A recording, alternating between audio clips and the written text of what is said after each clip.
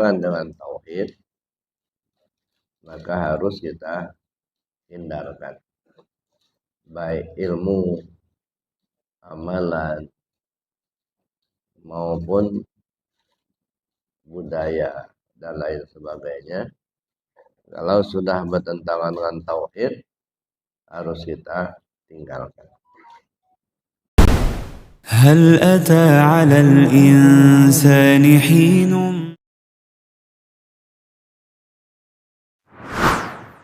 Ibadah kita mendapatkan ridha dari Allah Subhanahu wa taala. Amin Allahumma amin. Bapak Ibu, kita sudah membahas berbagai materi tentang tauhid. Tapi memang masih banyak yang perlu kita bahas, kita kaji ulang, supaya tauhid kita betul-betul sempurna. Karena tauhid ini yang menjadi pokok utama dalam kehidupan beragama. Sehingga apapun yang bertentangan dengan tauhid, maka harus kita hindarkan. Baik ilmu, amalan, maupun budaya dan lain sebagainya. Kalau sudah bertentangan dengan tauhid, harus kita tinggalkan. Karena tauhid inilah yang menentukan. Banyak contoh yang diberikan tamsil oleh Allah Subhanahu wa taala. Salah satu di antaranya, dulu pernah kita cerita bagaimana seorang abid yang begitu rajin ibadahnya, sampai sejadahnya pun dari batu, dan karena sering digunakan untuk ibadah, sampai-sampai batu itu jadi cekung. Tapi ketika dia meninggal, malah masuk neraka, bukan masuk surga. Ketika Israel datang mau menjemputnya, dia minta supaya Israel bertanya dulu kepada Allah, apakah kalau saya sudah mati nanti, katanya, surga tingkat berapa tempat saya. Jadi sudah mengklaim seolah-olah sudah nyaman duduk dalam surga. Ya. Allah Maha tahu, lalu dijawab oleh Allah, tempatmu neraka tingkat 7. Ya. Kita bertanya-tanya, kenapa orang yang sudah sedemikian banyak ibadahnya, sampai sejadah batu pun sudah jadi cekung, kok bisa tempatnya neraka tingkat 7, bukannya surga tingkat 7. Tapi sebaliknya, Nasuha yang sudah membunuh sebanyak 100 orang, maksiatnya banyak, judi, maling, itu pekerjaan harian. Tapi ketika dia mati, malah masuk surga. Nah, ini di mana sebenarnya persoalannya? Kok bisa orang rajin ibadah bisa masuk neraka, orang banyak maksiat kok bisa masuk surga? Kalau orang yang nggak paham, mungkin akan membuat dia frustasi. Ngapain ibadah terus, katanya, kalau pada akhirnya mau masuk neraka. Nasi nasuha banyak maksiat kok bisa masuk surga. Disinilah Bapak Ibu peran daripada tauhid itu. Ya. Si abid bertanya kepada Allah, ya Allah, kenapa saya masuk ke dalam neraka? Padahal saya beribadah yang banyak. dijawab oleh Allah, kamu itu beribadah bukan karena aku, tapi karena surgaku. Nah, jadi artinya akidah tauhidnya itu ya enggak sempurna. Ibadah lahirnya bagus, tetapi akidah di dalamnya itu rusak. Syirik, nah, ya, masih syirik. Jadi amaliyah syariatnya bagus, tapi akidahnya syirik. Tidak duduk di akidah tauhid. Ternyata amaliyah yang banyak itu ditolak. Maka dia masuk ke dalam neraka. Nah, kenapa si nasuha yang banyak maksiat kok bisa masuk surga? Lahirnya dia banyak maksiat, tetapi di batinnya dia hanya tahunya Allah. Ya. Dia tidak bergantung ke yang lain, dia gantungnya ke Allah aja. Artinya itu mengisyaratkan akidahnya akidah tauhid, walaupun amalnya banyak yang maksiat. Nah, disinilah Bapak Ibu yang saya hormati, yang perlu kita cermati. Di satu sisi amalnya lahirnya bagus, tapi akidah tauhidnya rusak, maka dia masuk neraka. Di sisi yang lain, amalnya zahirnya banyak yang rusak, tapi akidahnya benar, maka dia masuk surga. Itu artinya yang utama itu adalah akidah tauhidnya itu. Makanya saya katakan, apapun ilmu, apapun amal, apapun budaya, kalau sudah bertentangan dengan akidah tauhid, itu harus kita tinggalkan. Karena tidak akan bernilai yang lainnya itu kalau akidah tauhidnya rusak.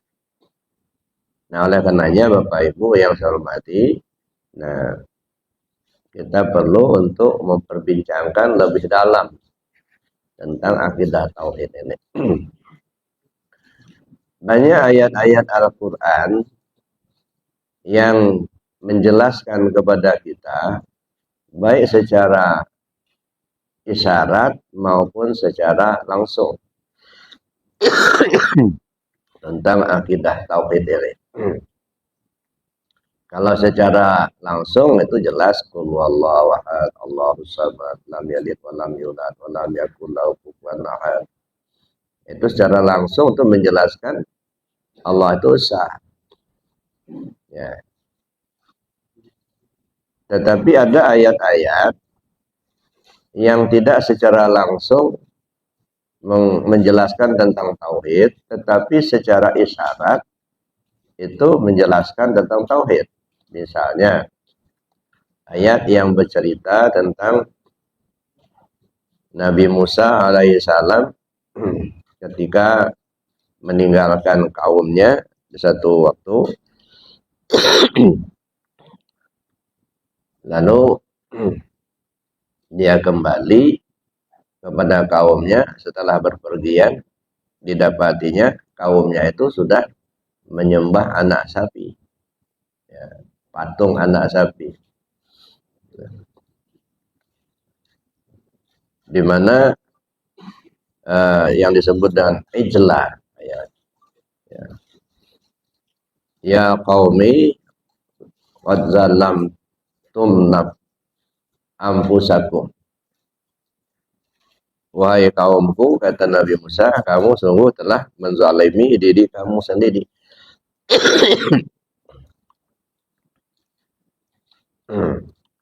Bittikhadikumul ijlah, dengan mengambil patung anak sapi sebagai sesembahan. Ya. Jadi ceritanya kan gitu Bapak Ibu. Nabi Musa ini pergi meninggalkan kaumnya beberapa hari, 40-an hari. Kemudian sepeninggalnya Nabi Musa itu ada seorang pengikutnya yang namanya Samiri. Dia ini membuat patung anak sapi dari emas. Nah, kemudian bekas telapak kaki kuda yang ditunggangi oleh Nabi Musa itu diambilnya, lalu dilemparkannya kepada patung dari anak sapi tadi, sehingga patung itu menjadi hidup. Nah, lalu Samiri ini mengajak kawan-kawannya pengikut Nabi Musa ini untuk menyembah patung itu. Nah, lalu berduyun-duyun mereka banyak yang sudah menyembah patung tersebut. Bittikhadhikumul ijla, dengan mengambil ya patung anak sapi itu sebagai sesembahan. Fataba alaikum. Jadi kata Nabi Musa, kamu sudah ya berzalim kepada dirimu. Wa idza qala Musa liqaumihi ya qaumi innakum zalamtum anfusakum bittikhadhikumul ijla.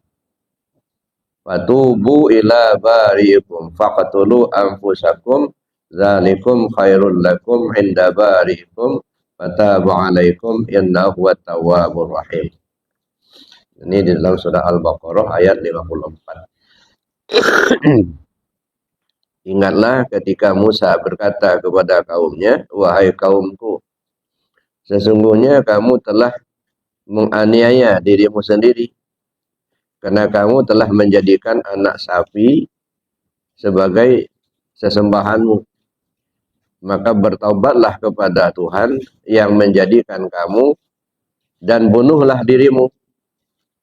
Hal itu adalah lebih baik bagimu pada sisi Tuhan yang menjadikan kamu.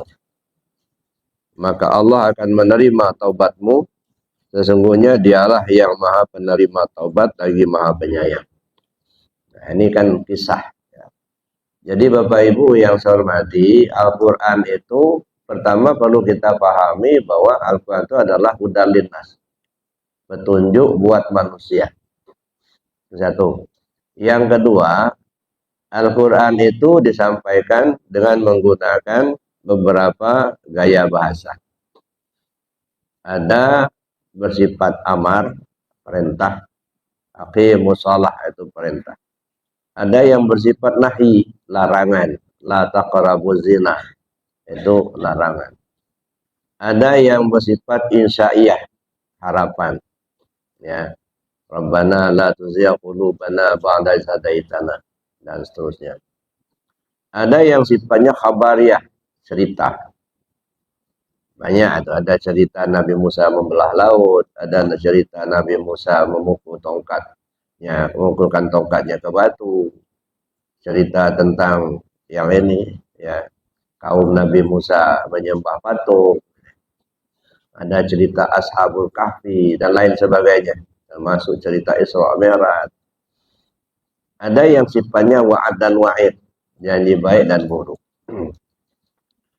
Apapun modelnya, semuanya itu adalah huda, petunjuk. Ya. Nah, saya pikir inilah yang paling pokok, menemukan petunjuknya itu. Sehingga kita bisa terapkan dalam kehidupan kita. Jangan hanya sekedar kita melihat sebuah cerita, tanpa kita mengambil pelajaran dari sebuah cerita itu. Nah, disinilah Sultan Aulia mengatakan bahwa Al-Quran itu punya makna yang berlapis-lapis. Ya, semakin dalam kita pahami, semakin bermakna bagi kehidupan kita. Nah, kalau kita hanya memahaminya secara zahirnya saja, secara dangkal, ya mungkin kita hanya melihat sebuah cerita seperti ayat ini tadi. Tapi ketika kita telusuri, ya, melalui pemahaman, Masya Allah, itu luar biasa. Ya.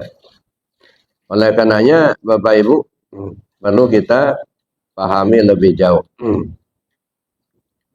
Apa yang dimaksud oleh ayat tadi. Wa idz qala Musa liqaumihi ya qaumi innakum zalamtum anfusakum bittikhadikumul ijla. Fatubu ila barikum faqtulu anfusakum dzalikum khairul lakum inda barikum fataba alaikum innahu tawwabur rahim. Ketika Musa alaihissalam berkata kepada kaumnya, ya qaumi, wahai kaumku, innakum zalamtum anfusakum, sesungguhnya kamu telah menzalimi diri kamu sendiri. bittikhadikumul ijlah, dengan mengambil anak sapi sebagai sesembahan. Fatubu ila barikum, maka bertobatlah kamu kepada Tuhanmu. Faqtulu anfusakum, bunuhlah dirimu. Zalikum khairul lakum, itu lebih baik buat kamu. Inda barikum, di sisi Tuhan. Fataba alaikum, maka Tuhanmu akan menerima taubat. Innahu wa tawwabur rahim, sesungguhnya Allah Maha penerima taubat lagi Maha penyayang. Itu cerita Nabi Musa dengan kaumnya. Khawatirnya kita ini Pak, yang seperti ini. Ya. Qad zalamtum anfusakum bittikhadikumul ijlah. Kamu telah zalimi diri kamu dengan mengambil patung anak sapi sebagai sesembahan. Nah, kalau cerita Nabi Musa ini kan patung anak sapi tadi yang dibuat oleh si Samiri, ya, dari emas, tapi atas takdir Allah emas patung anak sapi itu jadi hidup. Nah, itu yang jadi sesembahan mereka. Artinya menyembah, ya, sesuatu benda yang dianggap hidup padahal sebenarnya dia tidak hidup. Mana yang sesembahan yang dianggap hidup padahal sebenarnya tidak hidup? Ini jasad kita ini. Nah, kalau saja kita merasakan, meyakini bahwa jasad kita inilah yang hidup, jasad kita inilah yang kuasa, jasad kita inilah yang berilmu, jasad kita ini yang punya kehendak, sama aja kita nyembah patung, Pak. Ya, itu kaumnya Nabi Musa menyembah patung anak sapi. Nah, pertanyaannya, kita ini sudah nyembah Allah apa masih nyembah patung? Nah, ini ya. Ngaku-ngaku kita yang kuasa, ngaku-ngaku kita yang berilmu, kita yang melihat, kita yang mendengar, kita yang punya kehendak. Nah, pengakuan-pengakuan kita bahwa kita inilah sebenarnya yang punya sifat-sifat tersebut, itu sama saja kita masih menyandarkan keyakinan kita kepada sebuah patung. Nah, itu ibaratnya kaum Nabi Musa menyembah patung anak sapi, ya, di zaman Musa. Tapi untuk pelajaran buat kita, menyembah artinya menjadikan sesuatu sebagai sesembahan. Nah, kita lagi menyembah tubuh kita ini, bukan menyembah Allah. Nah, kita merasakan kitalah yang ada, kitalah yang hidup, kitalah yang tahu, kitalah yang kuasa kehendak, melihat, mendengar. Nah, kalau semacam itu pikiran dan pemahaman kita, itu artinya kita masih menyembah patung. Makanya Nabi Musa mengatakan, ya qaumi innakum zalamtum anfusakum bittikhadikumul ijlah. Wahai kaumku, kamu telah menzalimi diri kamu sendiri dengan mengambil anak sapi itu sebagai sesembahan. Nah, sampai di sini Bapak Ibu, nah coba kita cek dengan keyakinan kita. Tanpa kita melihat keyakinan orang lain. Kita tidak perlu, ya, usil dengan apa yang diyakini orang lain. Tetapi perlu kita usil terhadap apa yang kita yakini. Kita ini kan kadang-kadang kan banyak kita usil dengan keyakinan orang lain, tapi sesungguhnya kita tidak pernah usil dengan keyakinan kita sendiri. Karena kita sudah merasa benar sendiri. Ya. Saya dengar sebuah ceramah, ya, bahwa katanya dia tidak setuju dengan wahdatul wujud. Ya. Sebab pemahaman dia wahdatul wujud itu penyatuan hamba dengan Tuhan. Nah, ini jelas keliru kan. Pemahaman yang seperti itu kan jelas keliru. Sehingga dia mencaci maki pendapat yang wahdatul wujud, sementara dia sendiri tidak pernah mengusili dirinya sendiri bahwa dia masih duduk di wujud yang lain. Nah, kalau kita tidak mau yakin dengan wahdatul wujud misalnya, berarti kita masih meyakini ada wujud yang lain selain wujud Allah. Kalau masih ada wujud yang lain selain wujud Allah, itu yang namanya syirik itu. Nah, kalau sudah begitu, masih syirik seperti itu, apapun amalan yang dia buat itu pasti akan ditolak oleh Allah. Nah, ini yang saya katakan tadi, kita kadang-kadang sibuk dengan keyakinan orang lain, tapi kita mengabaikan apa yang kita yakini. Nah, sekarang mari kita menelusuri apa yang kita yakini, tidak perlu kita menyibukkan diri untuk memperhatikan keyakinan orang lain. Ya, kenapa? Karena yang kita pentingkan adalah keyakinan dan keselamatan diri kita masing-masing. Nah, kita tidak akan diminta oleh Allah untuk mempertanggungjawabkan diri orang lain. Tapi Allah akan meminta kepada kita untuk mempertanggungjawabkan tentang diri kita sendiri. Nah, makanya kita harus usil, sering bicara tentang diri kita. Di Arafah itu saya sampaikan sama jamaah, kalau sudah masuk dalam kajian tauhid, banyak-banyaklah memperhatikan diri sendiri. Kurang-kurangi memperhatikan diri orang lain. Kita ini kadang-kadang banyak memperhatikan diri orang lain, jarang-jarang memperhatikan diri kita sendiri. Sehingga timbullah istilah tungau di seberang lautan tampak, tapi gajah di pelupuk mata tak tampak. Nah, kenapa? Karena banyak memperhatikan di orang lain. Nah, maka di bidang tauhid ini, mari kita coba banyak-banyak perhatikan diri kita sendiri. Kita kurang-kurangin memperhatikan diri orang lain. Kita kembali ke sini, Bapak Ibu. Kalau kita meyakini ada wujud yang lain selain wujud Allah, maka itu adalah syirik. Maka disebutlah la ilaha illallah. Kalau bahasanya kan tidak ada Tuhan selain Allah, itu ya. La ilaha illallah, tidak ada ilah selain Allah, tidak ada Tuhan selain Allah. Tapi dipahami juga secara hakikat, la ilaha illallah itu apa? Tidak ada yang nyata selain Allah. Muhammad Rasulullah, Muhammad penyata adanya Allah. Nah, jadi artinya Muhammad itu penyata adanya Allah. Tak ada yang nyata selain Allah, dan Muhammad itu penyata adanya Allah. Nah, saya ambil contoh, Maha suci Allah dari bermisal, tapi ini hanya untuk mendekatkan paham saja. Gula dengan manis, tidak ada yang nyata selain manis. Kenapa? Karena kalau Bapak Ibu misalnya ingin sesuatu itu supaya manis, kan yang jadi pikirnya kan manisnya, bukan gulanya. Bagaimana supaya ada manis dapat manis? Jadi bukan gulanya sebenarnya. Jadi yang diinginkan itu manisnya. Kalau bentuknya gula dengan pupuk Oreo mirip-mirip lah. Tapi yang gula manis, yang pupuk Oreo enggak. Jadi kalau Bapak beli gula dikasih pupuk Oreo, kira-kira mau terima apa enggak? Nah, jelas nggak mau terima, walaupun pupuk Oreo itu bermanfaat juga untuk menjadi pupuk. Gitu. Tapi kan yang kita inginkan manisnya. Jadi yang sebenarnya yang nyata itu manis. Tetapi manis ini tak tampak. Yang tampak kan gula. Maka gula itu penyata adanya manis.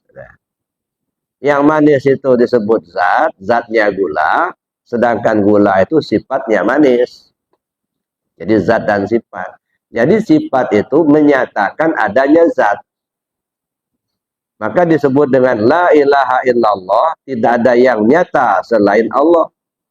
Karena yang tampak oleh kita itu dalam kajian hakikat hanya Allah lah yang kuasa, Allah lah yang hidup, Allah lah yang tahu.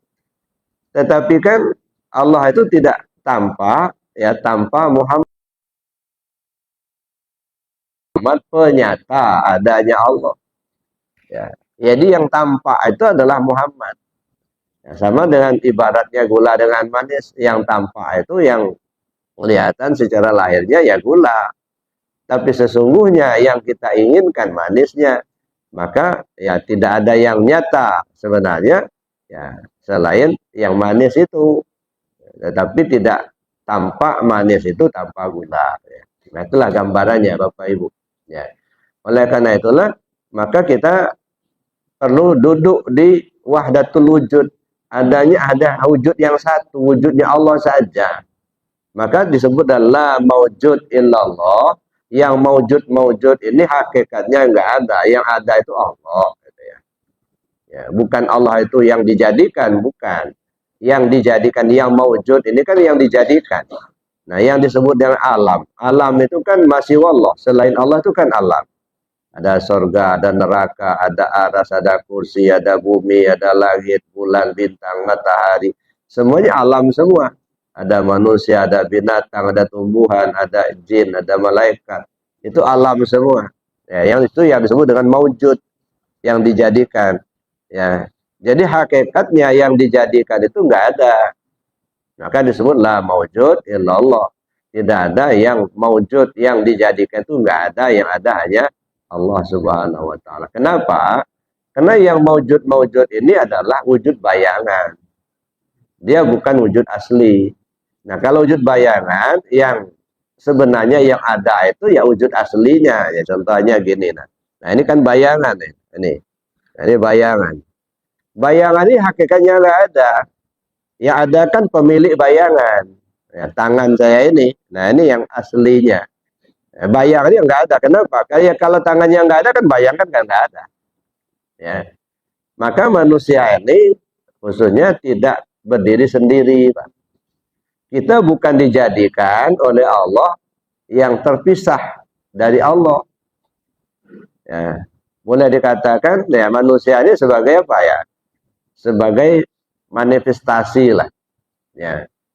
Ya, perwujudan Allah Subhanahu wa taala. Penampakan. Kita cek. Bapak Ibu hidup apa mati sekarang? Hidup.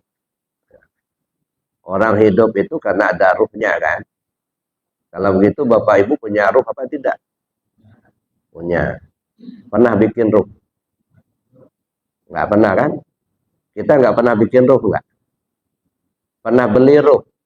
Nggak punya juga. Kita nggak pernah bikin, nggak pernah beli. Kok bisa punya? Dari mana dapat? Dapat dari mana Bapak ada punya ruh itu? Kita nggak pernah beli, kita nggak pernah bikin. Kok kita punya ruh? Dari mana dapatnya? Apa? Dikasih Allah. Nah, kapan dikasihnya? Kira-kira jam berapa, hari apa, tahun berapa dikasihnya? Apa memang dibagi-bagi itu, dikasih itu? Enggak, itu ruhnya Allah itu, bukan ruhnya kita. Fanafaktu fihi min ruhi. Kutiupkan ruhku.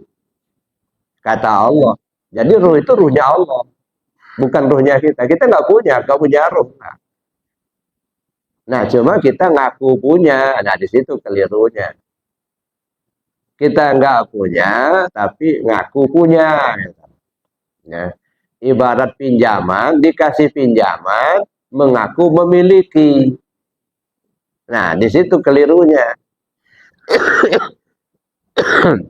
Makanya di sini ketika Allah menjelaskan kepada Musa ini dengan ayatnya, ya.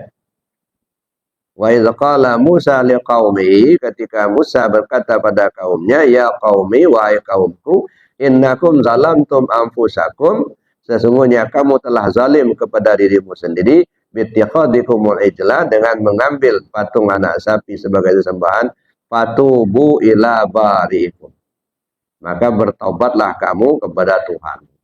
Nah, ya bertobatlah kita. Ya. Lalu apa? Faqtulu anfusakum. Ini perintah. Bunuhlah dirimu itu. Kamu yang sudah zalim kepada dirimu sendiri, ngaku punya tapi tak punya, ngaku memiliki padahal bukan milikmu, bertaubatlah. Ya. Jangan mengaku-ngaku punya kalau bukan punya kita. Jangan ngaku memiliki kalau bukan milik kita. Bertaubatlah. Lalu bagaimana? Faqatulu anfusakum. Bunuh dirimu itu. Ya. Waqtulu anfusakum dzalikum khairul lakum, itu lebih baik buat kamu. Inda barikum, di sisi Tuhanmu, ya, fataba alaikum, dengan cara begitu Allah akan terima taubatmu. Nah, bunuh dirimu. Nah, sekarang kita coba lihat. Kalau bapak ibu ya sudah dibunuh, berarti kan sudah mati. Ya kan? Namanya orang dibunuh kan sudah mati. Kalau orang sudah mati, itu artinya sudah enggak hidup. Ya, kalau masih hidup belum dibunuh. Ya. Jadi faqtulu anfusakum, bunuhlah dirimu. Nah, kalau sudah dibunuh berarti sudah mati. Kalau sudah mati berarti sudah enggak hidup. Kalau sudah enggak hidup berarti enggak bisa bergerak, enggak bisa melihat, enggak bisa mendengar, enggak bisa berjalan. Sampai di sini pahamlah kita bahwa yang sudah mati artinya sudah tidak hidup. Kalau sudah tidak hidup artinya sudah tidak bergerak, sudah tidak melihat, sudah tidak mendengar. Nah, lanjutkan. Ternyata Bapak Ibu masih melihat. Ternyata Bapak Ibu masih hidup. Ternyata Bapak Ibu masih mendengar, masih bergerak. Pertanyaannya, yang hidup itu siapa? Yang melihat itu siapa? Yang mendengar itu siapa? Allah. Nah, kalau begitu Bapak Ibu mendengar apa enggak? Enggak lagi. Namanya udah dibunuh. Udah mati. Masih hidup apa tidak? Enggak lagi, karena sudah dibunuh. Kalau masih merasa hidup, berarti belum dibunuh. Ya. Ini yang dikatakan Nabi, ya, mutu qabla antamutu. Matikan dirimu sebelum kau mati. Nah, kalau Allah jelaskan dalam Al-Qur'an ini, ya, faqtulu anfusakum, bunuh dirimu itu supaya mati dulu. Jadi yang dimatikan itu apa? Pengakuan kita itu. Ngaku ada, ngaku kita yang melihat, ngaku kita yang mendengar, ngaku kita yang kuasa. Nah, itu yang dibunuh. Nah, kalau sudah dibunuh, ya itu tadi sudah mati. Kalau sudah mati, sudah tidak hidup. Kalau sudah tidak hidup, berarti kan yang hidup bukan kita lagi, Pak. Ya, yang hidup itu Allah. Orang sudah mati, sudah tidak bisa melihat. Kalau masih bisa melihat, berarti yang melihat itu Allah. Orang sudah mati, sudah tidak bisa mendengar. Kalau masih bisa mendengar, berarti yang mendengar itu Allah. Nah, bagaimana kita menghilangkan keakuan diri kita itu, atau membunuh diri kita itu, sehingga yang hidup hanya Allah, yang tahu hanya Allah, yang kuasa hanya Allah, yang melihat mendengar hanya Allah. Nah, barulah kita duduk di tauhidnya. Tapi kalau kita masih melihat, merasa kita melihat, Allah melihat, nah dua yang melihat itu. Allah melihat, kita juga melihat. Ya. Kita hidup, Allah juga hidup. Ya, berarti dua yang hidup. Ya, sebenarnya hidup yang mana? Kita apa Allah kan gitu. Nah, itu jadi itu Bapak Ibu yang saya hormati, isyarat daripada ayat ini. Faqtulu anfusakum dzalikum khairul lakum inda barikum fataba alaikum. Nah, kalau sudah begitu, barulah taubatmu diterima. Ya. Jadi taubat itu yang sebenar-benar taubat, itu hanya menafikan keakuan diri kita. Kalau taubat kembali kepada perbuatan baik, meninggalkan perbuatan jahat, itu perbuatan yang dikembalikan. Sangat boleh jadi sekarang sudah tidak berbuat jahat lagi. Besok belum tentu, Pak. Ya. Maling nggak boleh kecuali kepepet katanya. Nah, kalau sudah begitu kan repot juga itu jadi. Nah, jadi itu. Nah, kalau perbuatannya yang dikembalikan dari perbuatan tidak baik kembali kepada perbuatan baik, nah perbuatannya sangat boleh jadi bertahan, sangat boleh jadi tidak bisa bertahan. Kenapa? Karena perbuatannya. Tapi kalau yang dikembalikan alat untuk berbuat itu, ya jelas tidak punya lagi. Ya. Alatnya yang kita kembalikan. Ya. Tangan bukan lagi milik kita. Bagaimana kita akan berbuat salah? Ya. Mulut bukan lagi milik kita. Bagaimana lagi kita akan bohong? Ya. Penglihatan bukan lagi milik kita.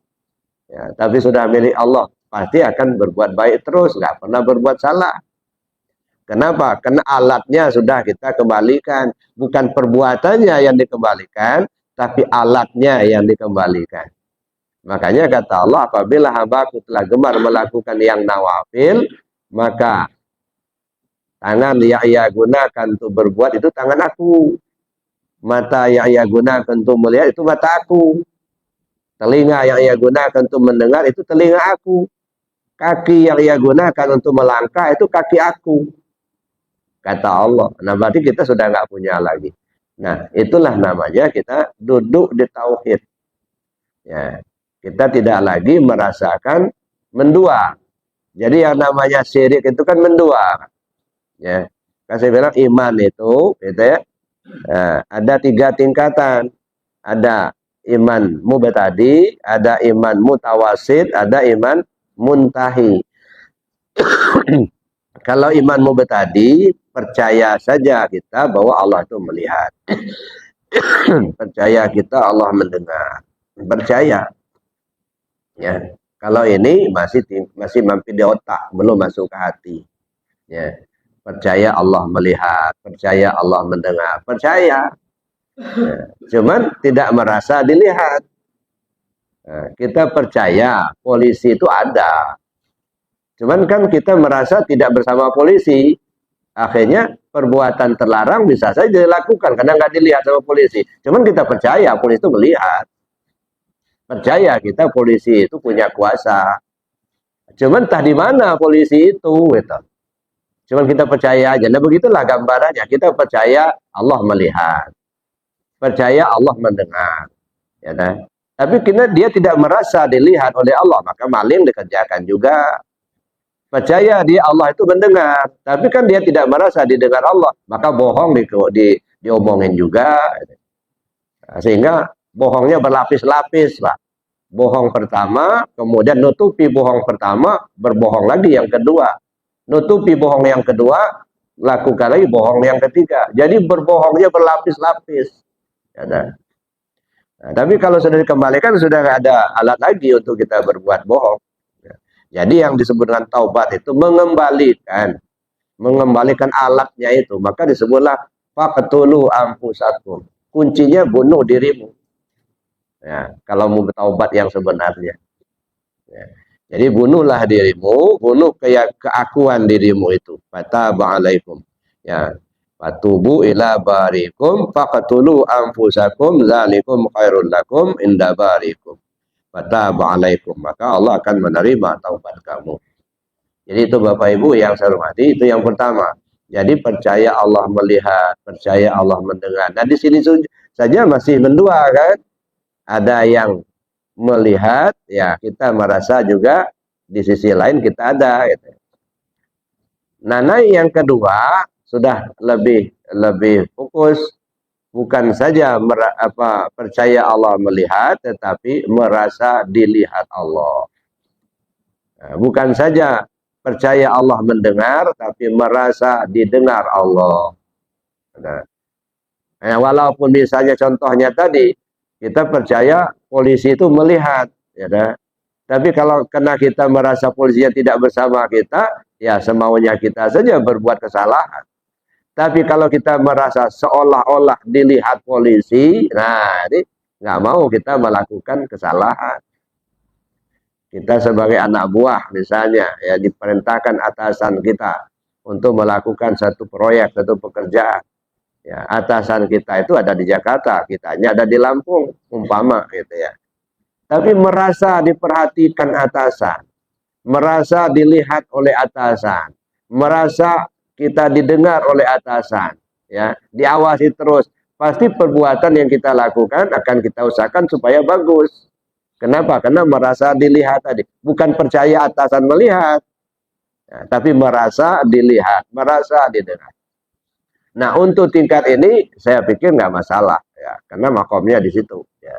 Tetapi kalau kita bicara urusan tauhid, ini masih syirik, Pak. Ya, dua-duanya itu masih syirik. Kenapa masih syirik? Yang pertama, ya percaya Allah melihat, percaya Allah mendengar. Di satu sisi dia percaya adanya Allah, tapi di sisi lain dia yang meyakini adanya dirinya. Berarti dua wujud. Wujudnya Allah, wujudnya diri kita.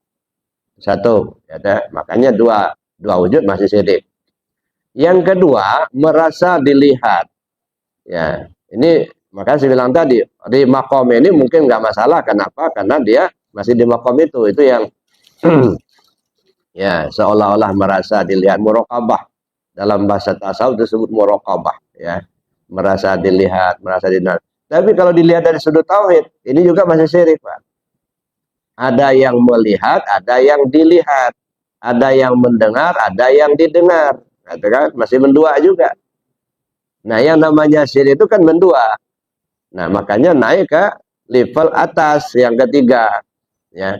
Tidak lagi dia merasa dilihat Allah, tidak lagi dia merasa didengar Allah, tapi merasakan ketiadaan dirinya, yang ada hanya Allah. Nah, baru duduk, ya, merasakan ketidakadaan kita, bahwa kita ini tidak melihat yang melihat Allah, tidak ada kita yang ada Allah, tidak mendengar kita yang mendengar Allah, tidak hidup kita yang hidup Allah. Nah, baru kita duduk di tauhidnya. Jadi Bapak Ibu yang saya hormati, oleh karenanya ya kuncinya tadi faqatulu anfusakum, bunuh dirimu itu. Mudah-mudahan kita diberi petunjuk oleh Allah Subhanahu wa taala. Amin Allahumma. Saya kira demikian materinya pagi ini. Ya, mungkin kalau masih ada waktu kita lanjut dengan diskusi. Sementara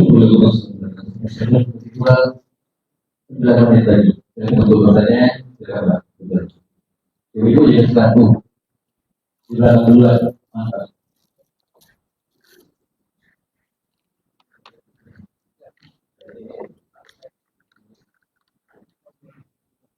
Assalamualaikum. Ya, apa yang saya ketika seseorang itu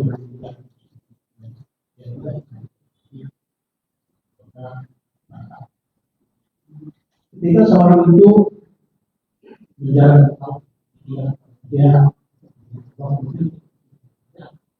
maka itu sedangkan dalam Islam kita berbeda.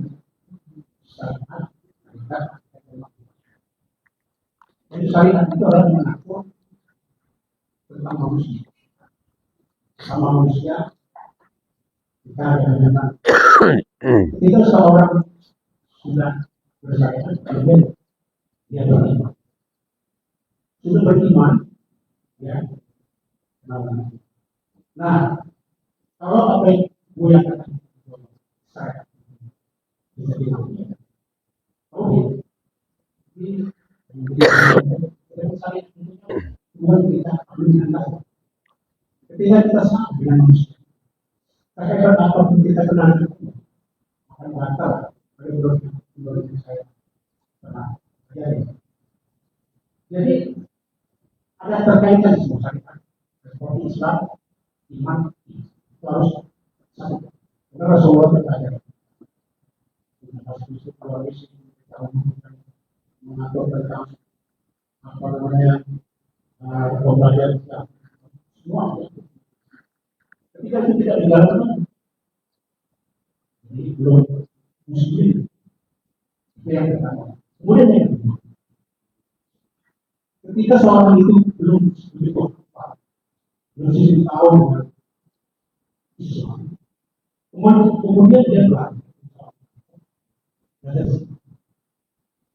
Setelah asik bersikap secara dia merasakan luar biasa. Sehingga dia terlena. Kalau dia tidak bersikap itu merasa, sehingga dia menuhankan ketenangan itu. Sedangkan jaminan tergabung orang yang lagi bersikap itu Ya, belum tentu dia tahu. Perjalanan makrifat itu sungguh panjang.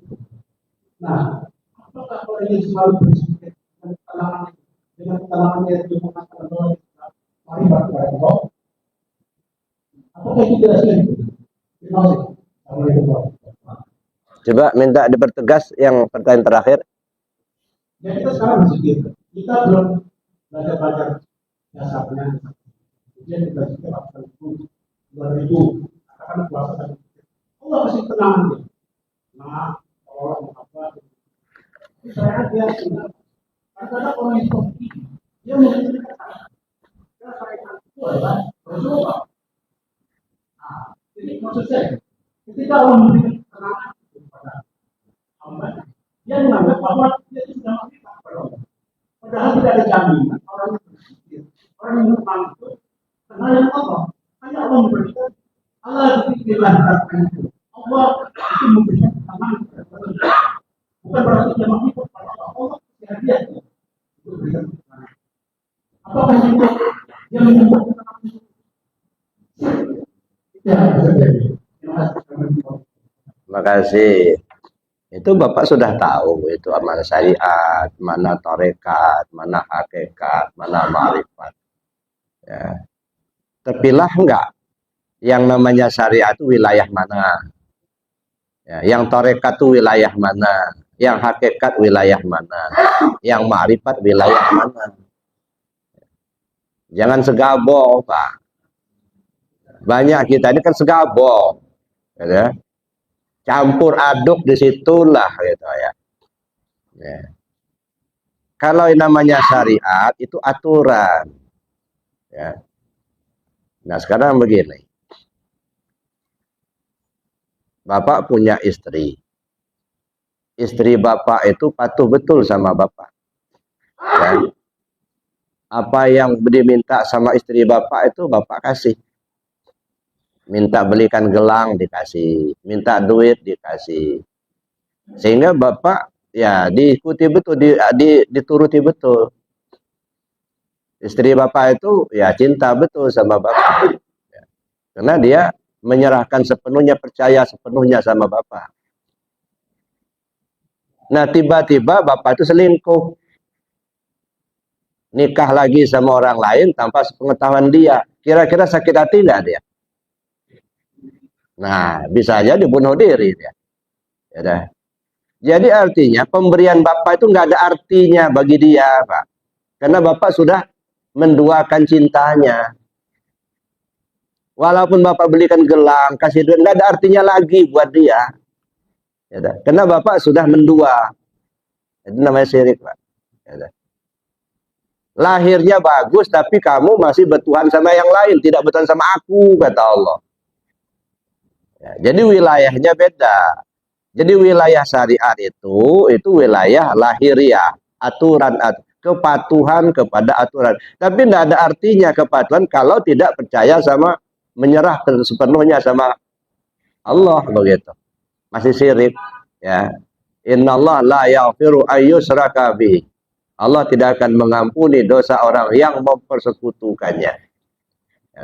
Jadi artinya dua-duanya sejalan, Pak. Jangan dicampur aduk, ya. Yang syariat kita benarkan sesuai aturan, tapi akidahnya juga harus benar, gitu. Jadi tidak terbayar, ya, akidah yang rusak karena mau berbuat baik. Istri Bapak tidak akan terima walaupun Bapak kasih duit, kasih besi gelang, tapi Bapak selingkuh, gitu. Dia nggak akan percaya lagi sama Bapak. Ya, jadi belikan gelang, kasih duit, bikinin rumah, itu kan perbuatan. Tapi ketika Bapak selingkuhi dia tidak akan percaya lagi sama Bapak. Nah itulah gambarannya. Jadi artinya perbuatan lahir itu mesti sesuai dengan aturan syariat. Mana halal, mana haram, mana sah, mana batal. Tapi itu akan terhapus ketika masih dalam keadaan syirik. Akidahnya akidah syirik, bukan akidah tauhid. Ya, terhapus gitu ya. Nah, oleh karena itu dua-duanya mesti sejalan, tidak bisa mengabaikan yang akidah, membenarkan yang syariat. Jadi syariatnya juga harus benar, akidahnya juga harus benar. Itu kan maksudnya itu. Ya, jadi kita tidak bisa menafikan salah satu, Pak. Oh, saya kan sudah rajin sholat, saya kan sudah banyak sedekah, tapi masih syirik. Ini nggak benar secara hakikat, secara tauhid. Nah, makanya syariatnya harus benar, tetapi tauhidnya juga harus benar. Jadi sejalan. Jadi tidak berarti kalau kita hanya mengutamakan syariat, tapi kita mengabaikan yang akidah. Ya, nah, begitu juga sebaliknya. Akidahnya disempurnakan, tapi syariatnya diabaikan. Tapi kalau pada akhirnya akan lebih baik ya akidahnya benar walaupun syariatnya salah. Itu yang dikatakan benar kata Allah, salah kata manusia. Ada yang benar kata manusia, salah kata Allah. Benar kata manusia, salah kata Allah. Maksudnya apa? Benar secara syariatnya, tapi akidahnya salah. Ada yang benar kata Allah, salah kata manusia. Akidahnya benar, cuman perbuatan syariatnya yang salah. Dia percaya betul sama Allah, yakin ma'rifat sama Allah, tapi sholat enggak, puasa enggak. Mati dia nanti enggak mau orang mensolatkan, Pak. Udah jadi bangkai, kita disuruh mensolatkan, dia hidup aja enggak pernah dibawa sholat katanya. Tapi oleh Allah benar, akidahnya yang benar, syariatnya yang salah. Ya. Jadi makanya dua-duanya itu harus sejalan. Maka saya bilang Islam, iman, ihsan, ini 3 serangkai yang tidak boleh ditinggal salah satu. Islam itu ibarat kulit, iman itu ibarat isi, ihsan itu ibarat rasa. Jadi kulit membungkus isi menyimpan rasa. Tapi pada akhirnya yang dinikmati bukan kulit, rasanya itu yang dinikmati. Maka benar. Walaupun kulitnya busuk, Pak. Ada orang beli duku, Pak. Ya, bagus benar, tapi asamnya bukan main. Menggerutu. Tapi ada kulitnya yang hitam-hitam, tapi manis. Ya, malah dia berterima kasih, murah, tapi manis. Berarti yang dikejar itu rasanya itu. Ya, cuman kalau bisa kita hidup di dunia jangan hanya mengutamakan akidahnya, syariatnya juga. Karena itu hablum minan nasnya, gitu. Nah, itu Pak. Jadi mesti kita tempatkan di posisinya masing-masing. Syariat kita jalankan dengan benar, akidah juga kita yakini dengan benar. Jadi tidak tertutup ya kesalahan akidah karena perbuatan syariat, Pak. Ya. Bahkan perbuatan syariat akan ditolak kalau akidahnya rusak. Ya. Maka disinilah kita perlu membenarkan dua-duanya. Syariat kita jalankan dengan benar, akidah pun kita jalankan dengan benar. Itu yang pertama. Yang kedua tadi,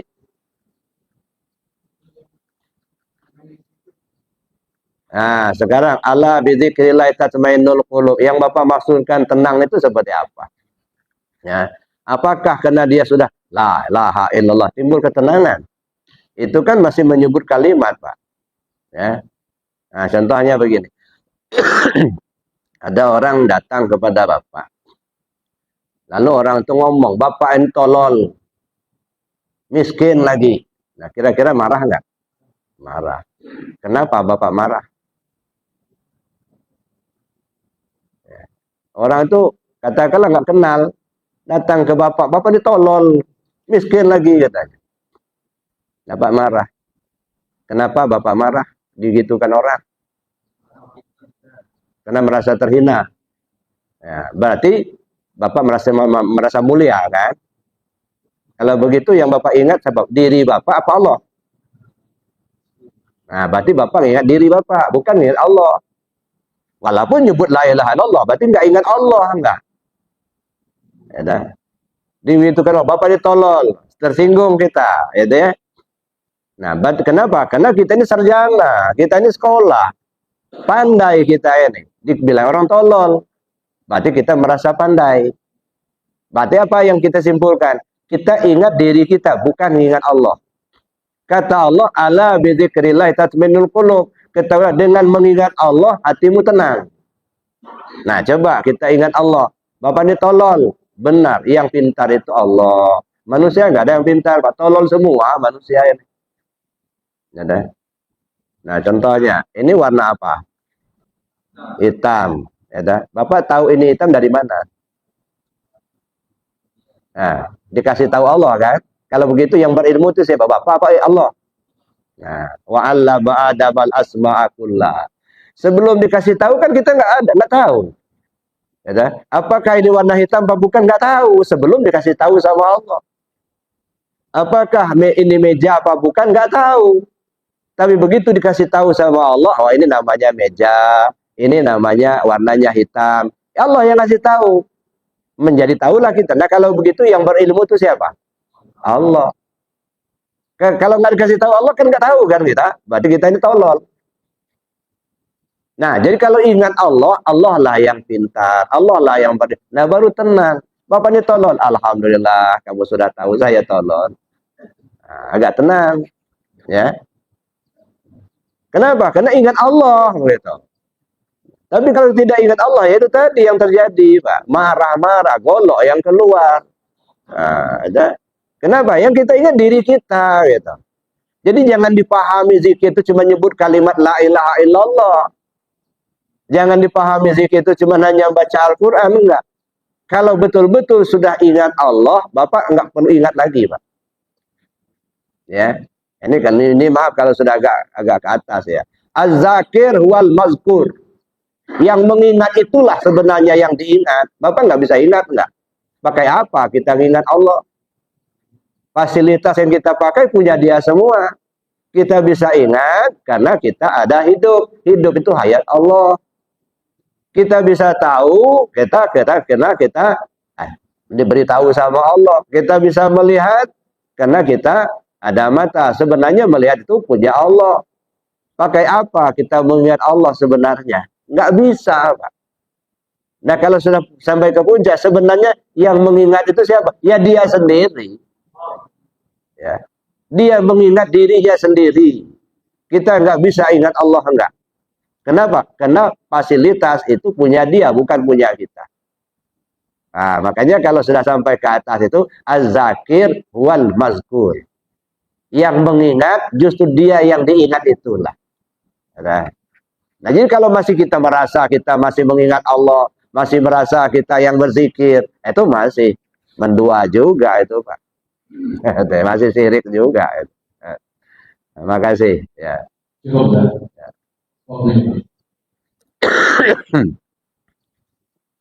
Masih ada? Habis? Hah? Oh begitu. Ya udah. Alhamdulillah. Terima kasih. Ngecikkan balak ada. Baik, kita tutup dengan doa dan kafarat majelis. Bismillahirrahmanirrahim. Allahumma inni astaudi'uka ma 'allamtani wardudu ilayya inda hajati wa la tansani ya rabbal alamin. Subhanakallahumma wa bihamdika asyhadu an la ilaha illa anta astaghfiruka wa atubu ilaik. Assalamualaikum warahmatullahi wabarakatuh. Waalaikumsalam.